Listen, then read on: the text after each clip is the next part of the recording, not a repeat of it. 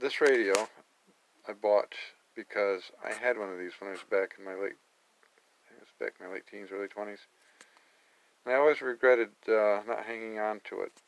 And I found this for a very reasonable price.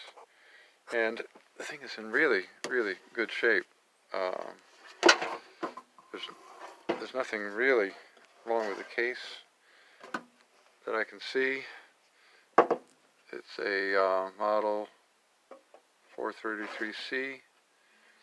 And one of the things I want you to notice right there, that says, focus please, here we are, 35C5. That's not the tube that's in my radio. This is in excellent condition, and it's got some scuff marks. The paint has been rubbed off. So it's been around. This was an old guy who was no longer to care for his radio collection, and relatives were helping him to get rid of it. So I bought this and another radio, mid-century modern, and on both of these I'm discovering reasons why you really shouldn't plug them in before you check them out. And I have in the past, and I've been okay, but on this one, let me just show you a few things. The guy who worked on this, I don't want to be mean, but kind of a hack. Apparently he replaced this, and this is friction tape. And yeah, it does work, but that's not how I would have done it. I would have tried to make the wiring a little better. Anyway, so what did I find that made me nervous? There's a lot of this in this radio, and in one instance, come on, it's been burnt. And where it comes through here, it was pulled hard against this metal, which made me nervous. It didn't cut through the insulation, but that wire will be getting replaced. But here's some of the stuff that made me really concerned once I found it. Was, let's see, where is this? Okay, down here. This wire, this was right tight against here, and it had gotten hit with a soldering iron and melted the top. What's bad is, and you won't be able to see it, so this is kind of annoying. On the back side, you can see that the wire, where it touches this resistor, was actually shorting out to that resistor. I don't know why it keeps doing that. This is going to be annoying. You see a lot of this. He was not very good. I don't know if this was an older person who was doing this, and they just didn't have good control of the soldering iron, but the wires quite often look like this.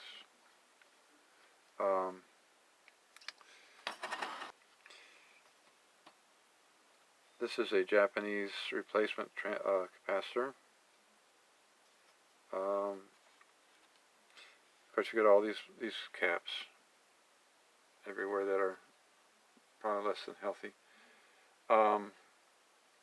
The other thing with this is on this side. If you look at this tube, I don't know if it will focus and cooperate or not. It's supposed to be a 50C5, or that is a 50C5. It's supposed to be a 35C5. Now, I think this will probably work,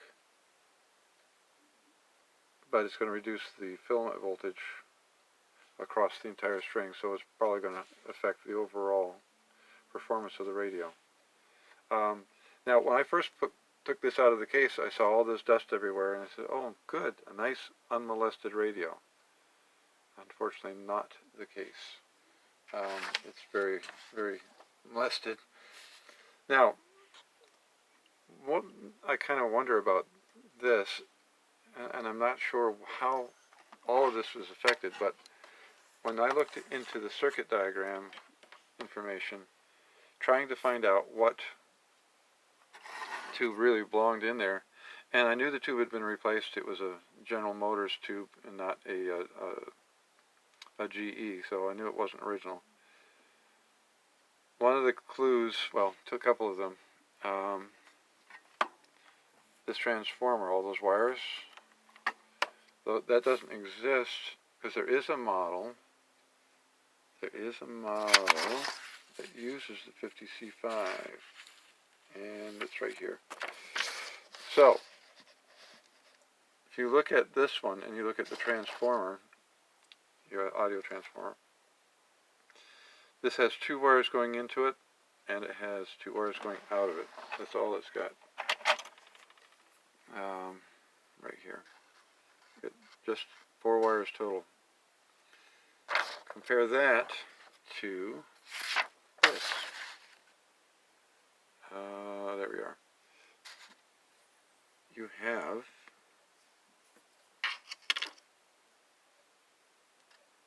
1, 2, 3, 4, 5, 6, 7 wires. There are 7 wires. 2, 3, 4, 5, 6. Yeah, there's 3 on this side and 4 on this side. So this is a center. Well, this is a tapped transformer. It's not center. Apparently, they're using this part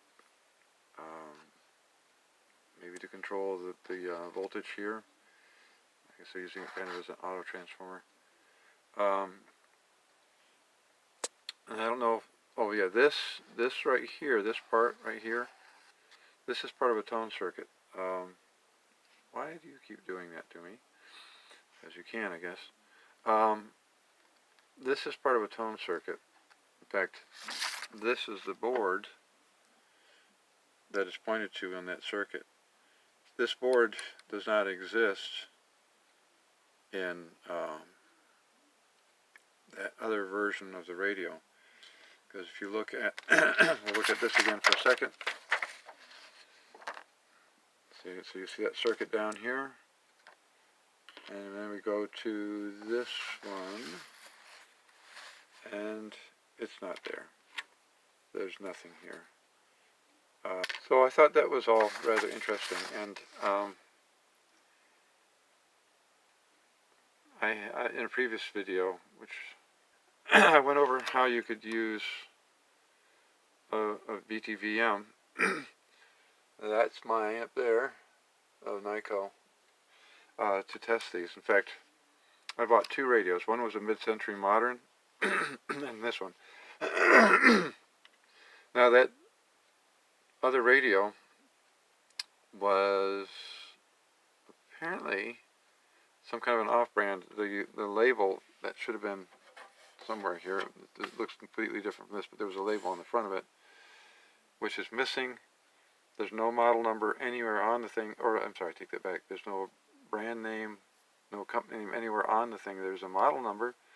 So I'm going to try to find out what it is. But one of the things that I was really amazed by was, let's see, where is it? Where are you? I thought I had. Oh, where did you go?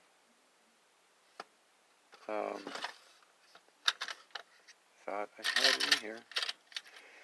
There it is, hiding. Okay. In that video that I had was I was going over how these how to test these with a VTVM. I encountered this pyramid imp capacitor, and my conclusion in testing this, was that this was pretty much as good as a brand new capacitor. It tested identical in every way I could test it. Well, in that other radio I have, it has a boatload of these, and I have yet to find one of these that's anything less than new in its behavior. I mean, these are old capacitors, and yet they behave like brand new. So, apparently, pyramid imp capacitors are high quality. I'm truly amazed, because by now, a good portion of all these paper-type caps are pretty well dead. Now, one of the other fascinating things about this radio, since I'm blathering along about it, I don't know if you can see this. Let me see if I can get this up where maybe you can. Come on. Show me there we go. Volume. This radio, you notice it has arrows going left and right. When you want to listen to the phono, you turn it left, and in doing so, you click a switch that switches it into phono mode. And in order to control the phono volume, you turn the volume control left. You want to listen to the radio, you turn it to the right, flipping the switch to radio mode. And now to control the volume for the radio, the control goes to the right. I don't remember that being the case on my old radio, but then it's been over 45 years ago. So I could have forgotten that, I guess. But I read that, I thought, ooh, that's unique. So I will be going through this, and I may do more work on this in the video. And where did I put it? That's not the one. Oh, here it is. Excuse me for roaming around with my camera. This is the electrolytic I took out of this thing. And I pretty much thought, well, this is toast. Well, this passes my capacitor checker test, as far as leakage anyway. So this probably would work. I didn't try this radio. I decided to go poking around and making sure that everything in this, everything was okay in this.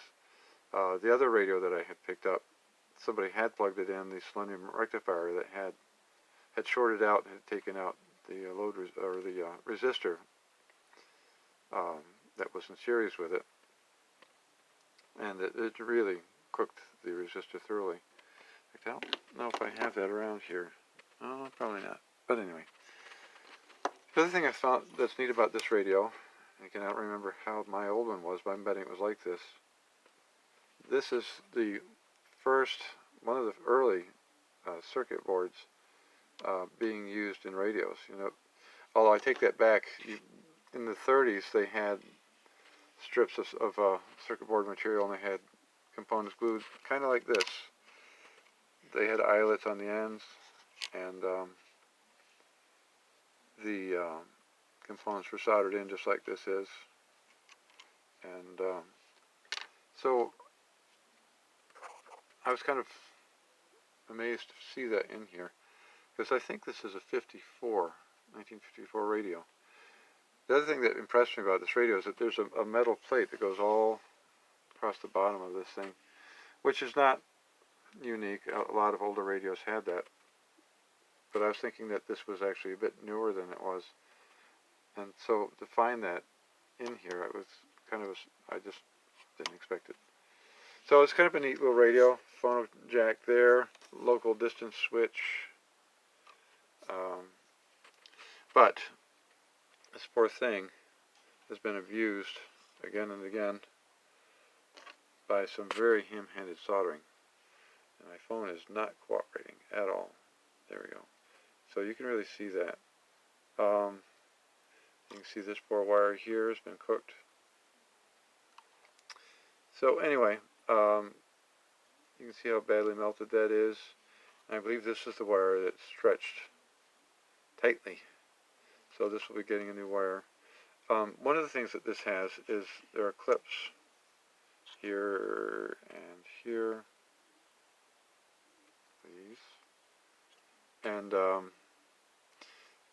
And once you take the tubes out, you can undo the circuit board, and you can tip the board up and get at the underside of it, which I will be doing, because there are certain things I want to get to, like that bad wire. I think they've got a couple wires, like this poor thing that got melted into the leg of that resistor. I don't know if it was played after they did that, or if it stopped playing that and they stopped playing it. I don't know what they did. Um, the person who owns it is no longer able to tell me any of that stuff. I'm really guessing they wouldn't remember. Oh, and then I want to get back to this for a minute. This capacitor would work, I think, but when I measured it, both sides of it are lower in capacitance than they are supposed to be. So, you know, it's old. I'm probably not going to try to do anything with it, but the thought crossed my mind about trying to reform this capacitor just to see if I could get it to behave better. But you can see, you know, it's melting wax. So I'm betting that once you put high voltage on this thing, that it's not going to be happy. Like I said, I did not try playing this radio. I tend to do that, but after seeing the last radio, I thought, yeah, I should at least check them out first. And I'm glad I did, because I found that thing over there and you know, a questionable capacitor, and I don't know what this is. I don't know if this is a coupling cap. Let's see, what's the order of the tubes? Oh, it's on the bottom of my thing. Yeah. This is, I think this is the rectifier, and I think this is the output. But, you know, you've got all this stuff that, you know, could be leaky. But like I said, I have used my light bulbs before. I've got my triple bulb thing back there, and I've got my Sencore, and I have brought them up just to see if I could get them to play at all. And I've done that without destroying anything. But this is a radio that, number one, I don't want to have to replace parts because I wrecked them. And I just, because it was so dust covered, I just really wanted to take a look inside before I did anything with it, and I'm kind of glad I did. So anyway, at some point I will go deeper into this and probably pick up where I left off. Well, I found out that I have to remove the IF cans. One I've already done, if I want to get this board out. In the midst of doing that, I kind of was reminded why I switched my desoldering braid. And I have I got this kind of stuff that's no-namey. I've got Radio Shack, and I've got Chemtronics. And, you know, I've watched people who did videos, and they swore by the solder braid, and said they don't really need a desoldering tool. I thought, that doesn't make sense. I've never had a whole lot of success with desoldering braid, but I made a mistake. Instead of, well, when Radio Shack was going out of business, I bought a bunch of theirs. And so, let's take a look at how their soldering braid works.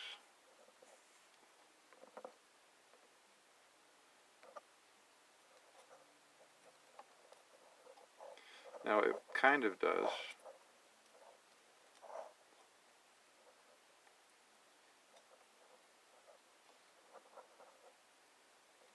And you can see it does absorb somewhat.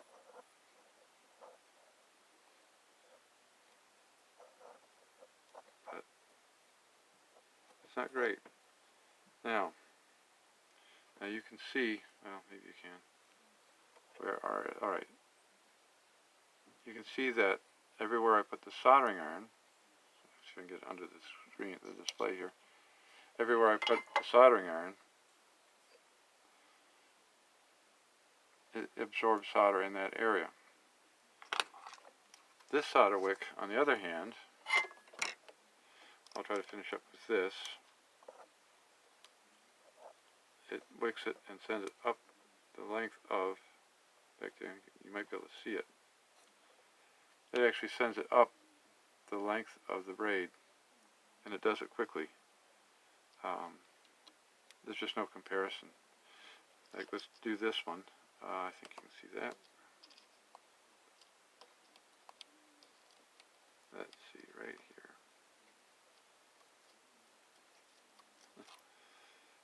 Now, you didn't see that with the other soldering braid. Now, just for fun, I'm gonna try this stuff, which I hadn't yet learned my lesson. I bought other junk. Come on, focus. All right. Whoops, back here.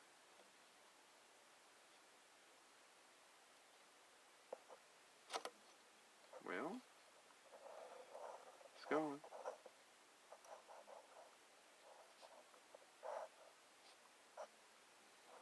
This stuff doesn't even pick up the solder.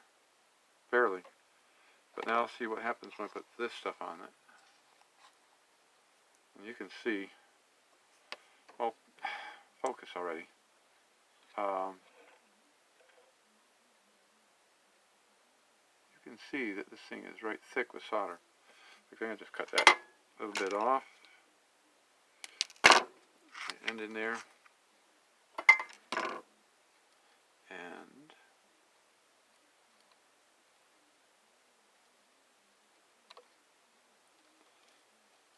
I mean, it flows the length of the solder braid, and it just sucks it right out of the joint. It's like taking a cloth and holding it into a puddle of water. It just, I don't know if you can see that. The end of the solder wick is right full of solder, and you notice, and if you remember how the Radio Shack one looks, let's go there. You can see a spot, a spot, a spot. It doesn't flow. So if you've got Radio Shack solder wick, the only thing I would use it for now, really, is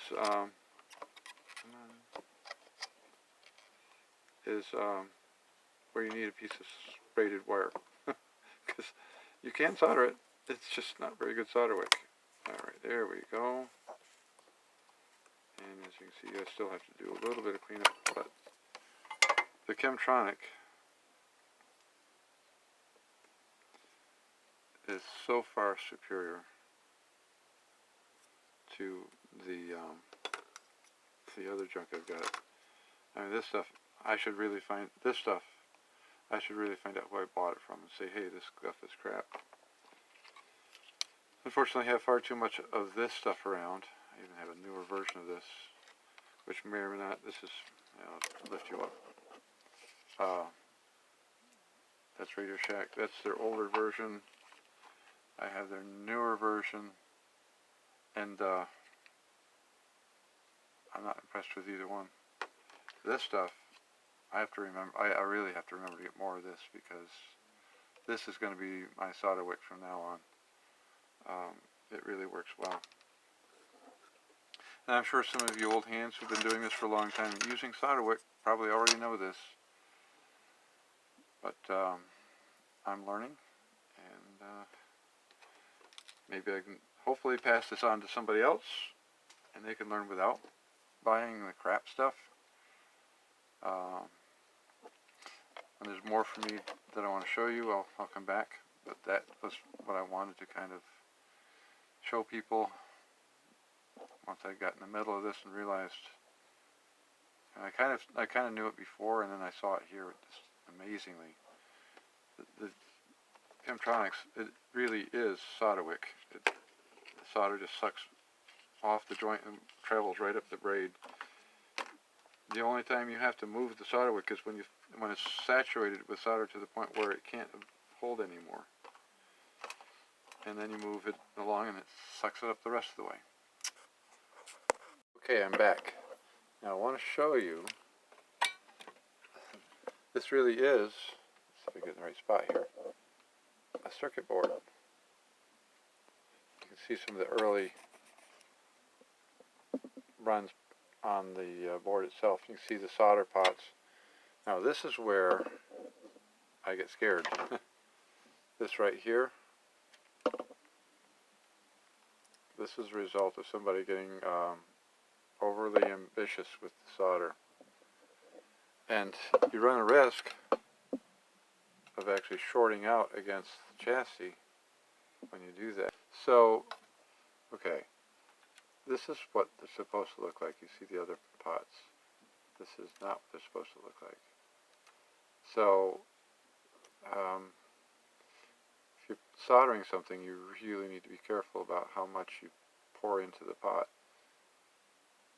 Because you're soldering this upside down, the solder can hang down like this, like a stalactite, and can contact the chassis, and you'd be in trouble.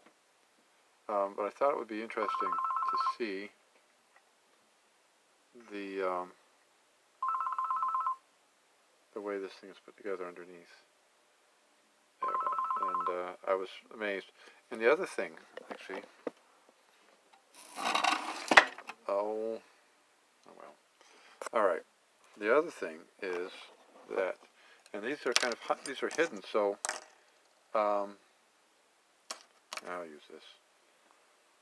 If I can get it to focus, it would be nice. Let's go. All right. So this actually connects to this pin right here. So there's circuit runs you can see and circuit runs you can't. Because I was looking at this and there was no circuit run, there was no run on the backside of this board going to this. So I thought, well, how is that connecting to something? And I put an ohmmeter across that, and it's connected directly to here. So I can't imagine how much fun it would be to replace one of these sockets. If you even could, it'd be rather challenging. They do make other types of circuit board mounted sockets that I suppose you could use, and then you have to hardwire everything. Not something I would really want to do. One of the other things that I ran into is, this is a protective sheet. Let's see, where are we? This is a protective sheet that sat on top of the circuit board underneath the output tube, and you can see it's not entirely healthy. And I think I should be able to show you. Yeah. Let's see here. Maybe not.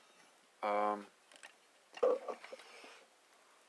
see here if I can get this in there. Yeah, I think you can see that one tube socket that's really discolored, and unfortunately, maybe we got it. Yeah. So you can see how well cooked that socket is.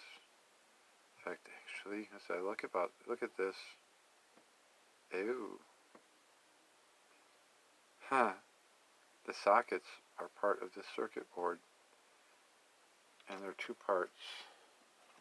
I just saw that. Oh, joy. I want to, let's go back here. So what they've done, come on, it's really annoying.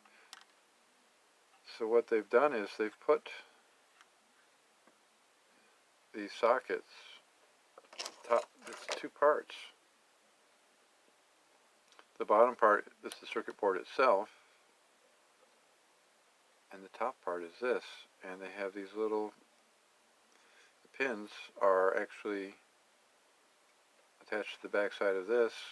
You just push through the holes and they put everything together with this rivet. Wow. I think you really want to hope the sockets don't go bad, because if you do, you're modifying the circuit board. There's no way to replace those as far as I can see. Because you'd have to take the rivet out, right there. You have to take that rivet out, take this off, and I guess see if you could repair whatever needs to be repaired. And I don't know, maybe these are soldered to something underneath. I don't know. One thing I do know is I don't want to ever have to repair one of those. Well, that was kind of a surprise. I didn't really look at that very closely. This is very early circuit board stuff. And despite the headaches caused by the circuit traces in the 60s, which would come off if you heated them a little bit, I don't think you'd have that problem with this board. Those seem to be pretty thick and they seem to be staying put quite nicely, but I had no idea this was put together this way, and I don't think I ever got into my old radio that I had 40 plus years ago that deeply. Well, learning something all the time. Okay, I came back because I wanted to show you something, because I did finally figure something out. So, each of these solder pots, okay, I was able to see under the edge here, and the solder pot actually continues on. I tried to get the camera to see it, and it really was hard. But how this is all one piece. The solder pot and this, and that's how they did it. So what they do is, the solder pot presses into the circuit board, and then it has attached to it the socket for the tube pin. And so each one of these solder pots actually connects directly to a pin. And that's how they're making the connection. And so the solder cover is basically just to align these pin connectors and make sure they stay in the right place. But the solder pot is what's really holding this in place. Well, I guess it's a combination. You take this cover, you rivet it on, and that pushes down on this piece here, so that when you're pushing the tube up in from the bottom, this keeps it from moving away on you. But I've never seen anything quite like this, where I guess it makes sense. It's actually kind of a good idea, because if you had a solder joint between here and here, it could fail. But if you have an actual piece of metal going from here to here, and it's all one piece, then it's less likely to fail. So, and my camera is really screwing up. This is the first time I've had it misbehave like this. There we go. I'm going to try to see if I can get a better view of that. Come on.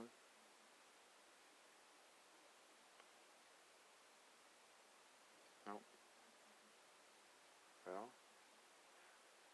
Well, you can kind of see between that resistor and the wire that are going into the solder pot, you can see the white of the metal, and that metal extends underneath that cover for the socket, the tube socket, and I'm pretty certain it's part of that socket, the tube socket part. Learning something all the time. Okay, I ran into some interesting things with this radio. This has an oddball setup. When you want, this is the volume control and phono switch, and it has a switch attached to the back of the case. And when you turn the switch this way, it turns the switch to select radio, and turn it the other way, it turns the switch on to select phono. And the switch was at one point running about 100 ohms when it was supposed to be 0 ohms. As you can see, there's really no way to get in here. If you assemble this, let's see here, it goes like that.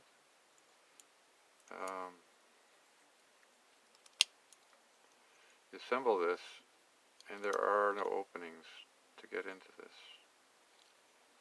And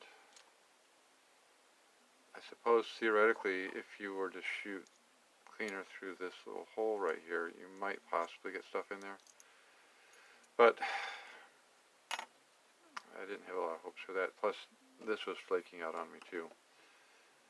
So I took it apart, hit it with some deoxit, and then operated the switch a bit, and then the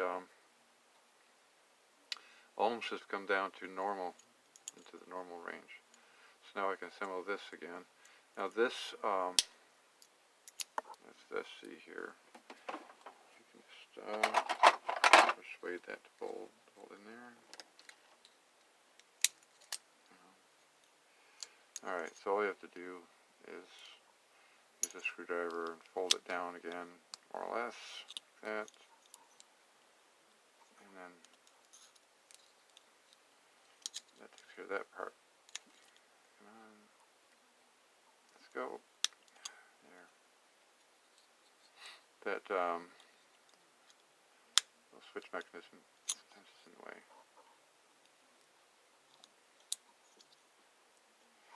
And the finger, let's see if I can get that. The finger that actuates this is traveling along the outside of this, so that notch is in the right place. Now, this was actually working almost okay. Well, it was working pretty good on the phono side, not so hot on the radio side, which you really want to have working properly more than the phono, because you're most likely to use the radio part. The cleaner I put in it didn't really fix the problem, and the resistance material doesn't look too bad. So I decided to try something interesting. Somebody talked about taking a pencil and rubbing it with, putting some graphite on there and act as a lubricant and maybe improve the way it functions. And I tested it with my VTVM, because that's the only thing that could really give me a good indicator of how it's behaving. And that seems to indicate that this is working properly. We'll find out. So with some of these, I got lucky with this one. You have a little clip that goes on this part of it. Come on. This doesn't really like to focus very much. Definitely going to have to do something different for a camera, I guess. Anyway, I hope you can see. Basically, there's just a slot in your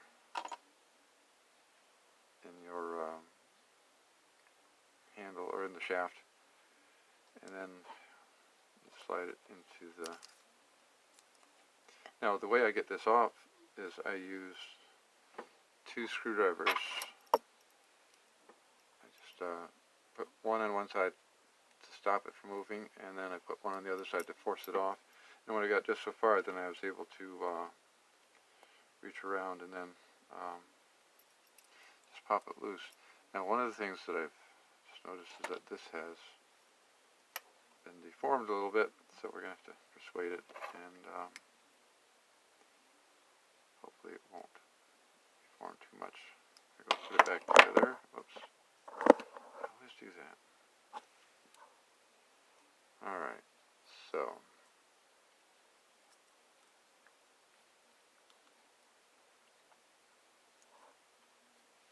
alright, well, let's see.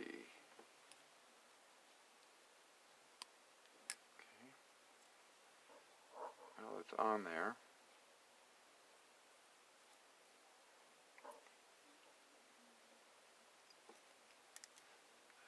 that's going to be tight enough or not.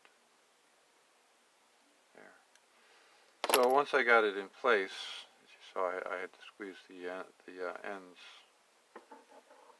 And squeeze the ends back together, because just sliding it on here did deform it a little bit, so it wasn't tight.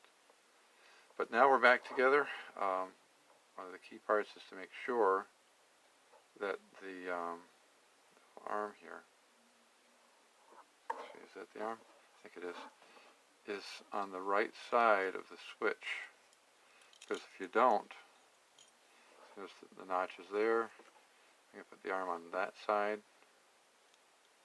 And I'll find out if I got it right in just a moment. Yes. So, whoops. No. Alright.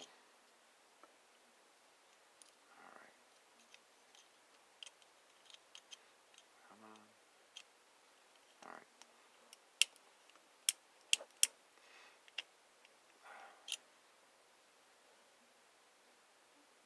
Oh. The other problem I've got is I didn't get those down far enough. So I'll have to make sure I get those in far enough.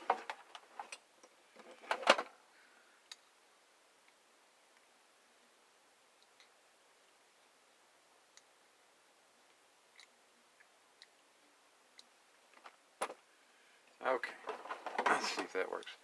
So if you don't get those little tabs in the bottom flat, they stick up too much, they can interfere with this. This has extra fingers on there for I have no idea why.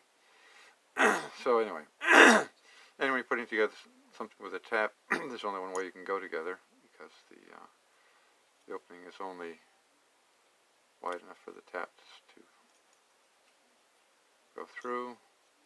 And I want that right there. Now, get in there. Alright, now let's see what we got. Alright, so you always want to check them before you put them back together, because if you don't, invariably something missed or something isn't right, or you get the little tab on the wrong side and you can no longer use the switch. So it's moving properly in both directions, so I think we're good there.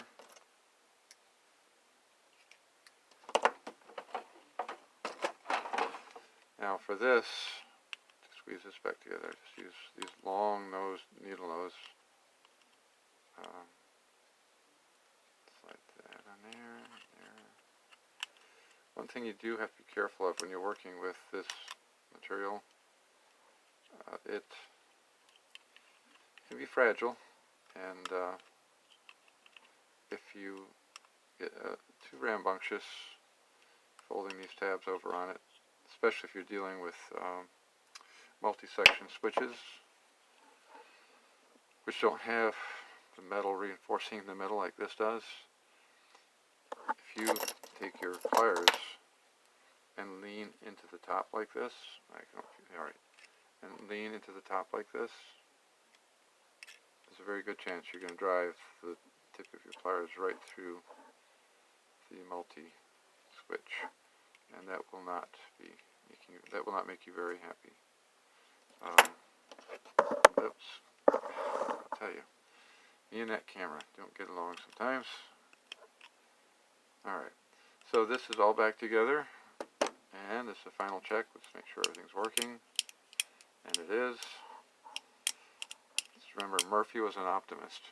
So check, check, check stuff, and that way you'll avoid headaches. So now I'll assemble this and see if I've improved its behavior any. I know this switch is better, I just don't know if this is. We'll find out. Okay, I've put my old radio back together, and everything on it is working quite well. Even the phono, in fact, I've got over here my phono, and hiding in the back there is my little tube preamp, my Lafayette tube preamp, because these newer turntables don't put out enough power to power something like this. So one of the things I wanted to show you, I mentioned in the previous part about how this volume control works, and I think you can probably see it. Yeah, volume, phono, radio. You turn it left, you get phono. Turn it right, you get radio. But here's what's really interesting, and I also wanted to show you how this thing sounds. So here we go. Oh, Chicago. Okay, so as you've noticed, I had to turn the volume that way to adjust it. But if I turn the volume this way and go into radio mode, At 1-800-946-4420. Hey, thanks for listening to this hour and the volume of goes that way. Homeowner with Danny Levy. So many times I've been playing around with the phono part, I would turn it this way thinking I was going to turn it down and turned it up, and of course it get kind of loud. So that takes a little bit of getting used to. It's a unique design, and I guess it saves space on the front of the radio. Must be the designer said you can have 3 knobs on the front. That's it. So that's what they did. I did some polishing on the plastic. It probably could use more, but it still looks awfully nice. Considering how old it is, there's no cracks or anything anywhere on this plastic cabinet. And like I said, it could be a whole lot worse than it is. Now I talked earlier about the tube chart on the bottom of this not matching what was in it for tubes, and I kind of thought that the tube chart on the bottom was right. And I could tell that the tube had been changed because it said GM on it. So it wasn't the original GE. But I was still wondering, because I've run into so many weird things. Circuit diagrams not matching because, well, for instance, Silvertone. They sometimes use different manufacturers to produce their chassis. And that means that they'd have different revisions. And if you had the documentation, it would tell you what the revisions are. Then you could then maybe solve the puzzle by using that. But that wasn't really an option here because I don't have revision information. And usually they don't change the tube lineup in a radio. And the other part that confused me a little bit was that there's a circuit diagram. Now this is a 433C, and there's a circuit diagram for what were you? Let's see. I had it. I had that sitting out, and what did I do with it? This is not it. Well, somewhere in this stack of papers, and I did download a whole bunch. Here it is. Okay. Now, this up here shows you the 433B, which is very much like my 433C. I still don't really know the difference between the C and the B.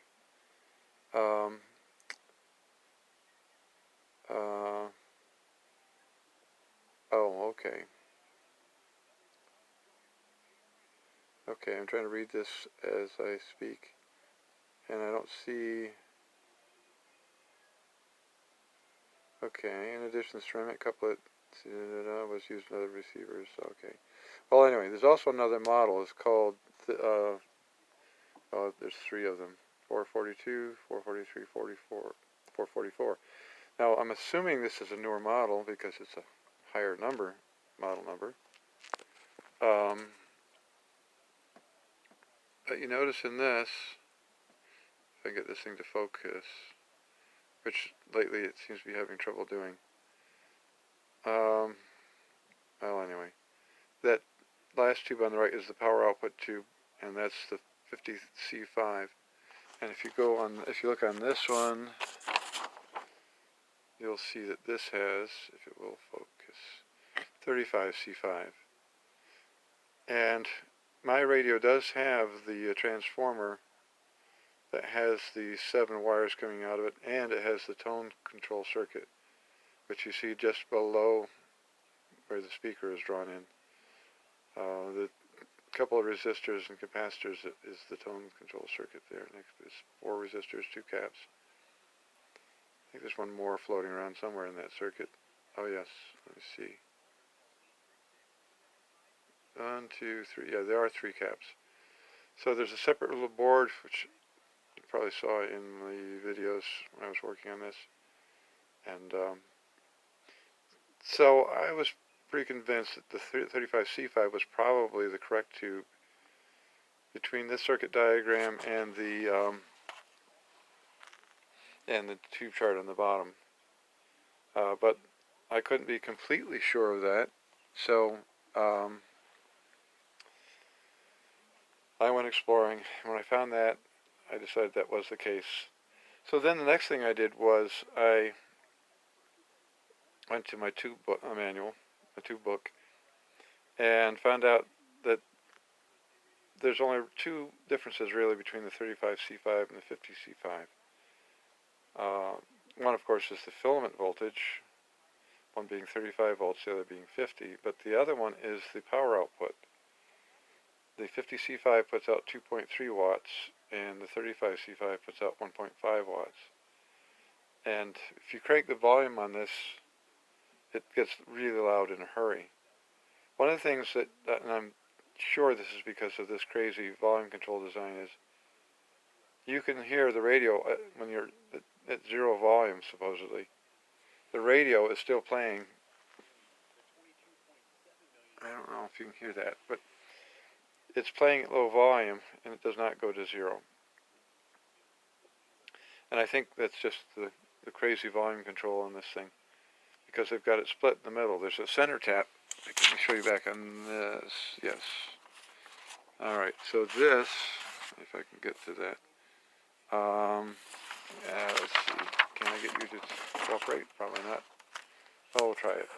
Okay. Come on, please.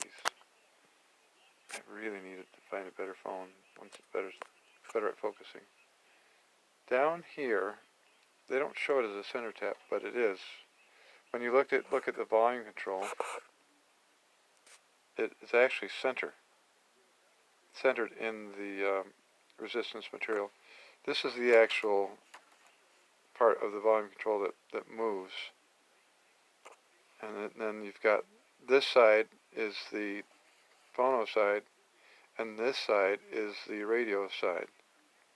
So when you switch it to radio, now you've done a couple things. You've actually turned on the B plus voltage for the front end of the radio, so the radio will play.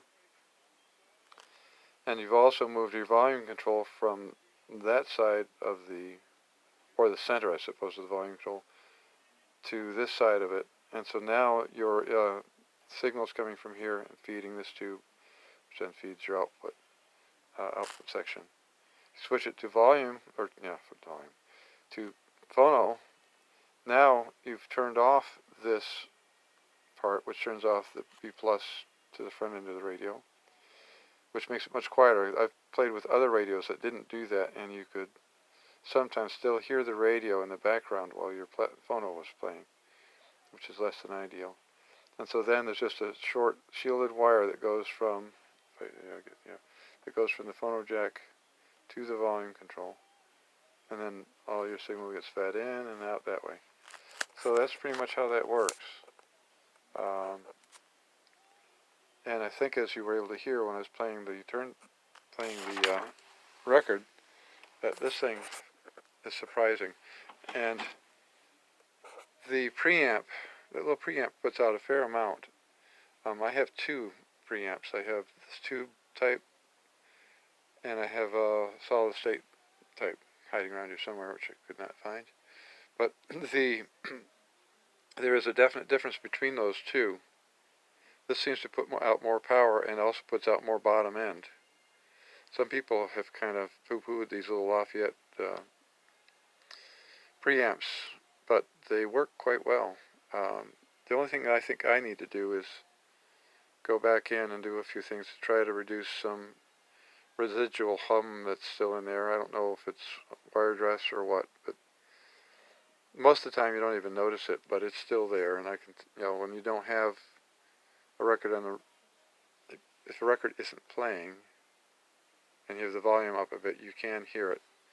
But when you've got the album playing, you don't notice it, and it really produces a nice sound. So it's kind of neat to have. I have no idea where I got this. It was not healthy when I got it, but now it works great. So I'm not sure where I was going, but anyway. Oh yeah, so when I turn this up in phono mode with that preamp, this thing very quickly goes into distortion. But I have a feeling that part of that distortion may be from the fact that this is running a 50C5 and not the 35C5 that really should be in here. It does make a difference. You're only talking, well, you're talking almost a watt more power, and if the circuit design isn't designed to handle that, then it's not surprising that it distorts. And the other thing is, I think I said it earlier, I thought probably the big problem would be the lower filament voltage, which on the one hand I don't really mind that because that will extend the life of the tubes a little bit. But the other problem is that the filament voltage to the 50C5 is only 45 volts, and I was kind of surprised it was that high. The filament voltages on the other tubes, which should be 12 volts, are 10. So it's not getting full filament voltage with that tube in there. And I don't recall if I checked plate voltages to see what those look like. I guess because it's playing pretty well, I didn't bother to check on that. This thing is amazing. This is what I remember from the old radio I had originally back 45 years ago or so. That it had a lot of power and it had an amazing sound. Lots of bottom end, and yet it's not yet it's nice and clean. So you can see that it's an amazing sounding radio. I was so happy to find this. I saw a picture of this not all that long ago, and I thought, oh, I'd like to get my hands on one of these again. And here it is, and so I'm absolutely delighted. Everything's working, and as you can see, my volume controls are working the way they should be. I was rather worried about that because this is an oddball volume control with that center tap and the left to right volume radio crazy arrangement. It would be pretty hard to replace that. The only thing I'd probably be able to do is simply just disable the phono part completely and put a regular volume control in there if this one were bad. Thankfully, when I pulled it apart, I was able to wipe whatever film there was on that control, on the resistance part of it. And there was something there, and it did come off, thankfully. So I'm excited to have this thing up and running, and it works amazing. I think I'm going to just see if I can see how it's doing tuning-wise, because this is in distance mode.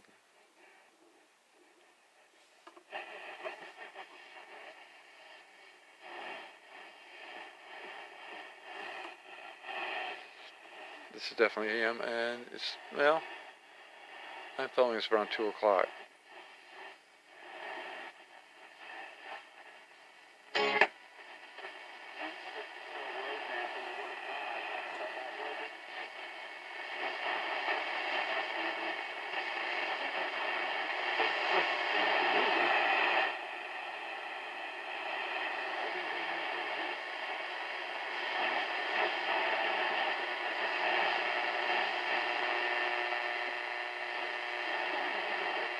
Remarkable.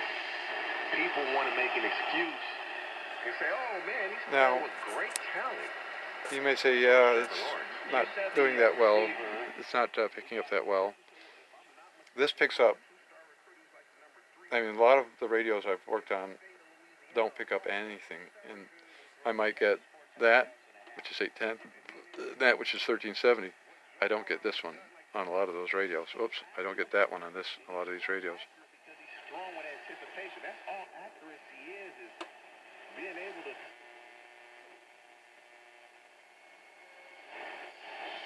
He was course, very different than as you've indicated. Now, the Shah was not a perfect leader by any stretch of the imagination. Yeah, He was a that's little bit 810. too oppressive from a Now political that, standpoint. let me see if I can get anything else. That's not, the hum in my house, I don't know what that is from. I've never found it.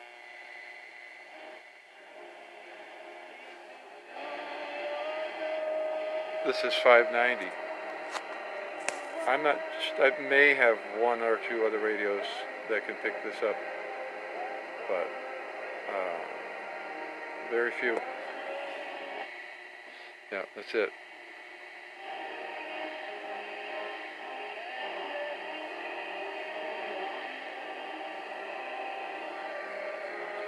I think that a lot of the radio stations have reduced their power output. I think I heard that. Because I used to be able to pick up 590 around here pretty good, but not anymore. The fact that this radio is picking up at all says something about how good it is at receiving radio stations. It's a very surprising old radio. Sure, I'm certain there are newer solid-state radios that could do as well, maybe even better. But like I said, on the other radios that I've gone through, I've done the alignment on them and got them as working as well as I could, and they don't do what this radio does. So I'm extremely happy with it. So, if you've gotten this far in the video, thanks for watching, and hope you're able to come back and check out some of the other stuff I hope to do in the future. I'm also hoping to have a better camera to work with in the future, because this thing makes me crazy. It doesn't like to focus the way I want it to. But anyway, thanks for dropping by. This old electronics fan out.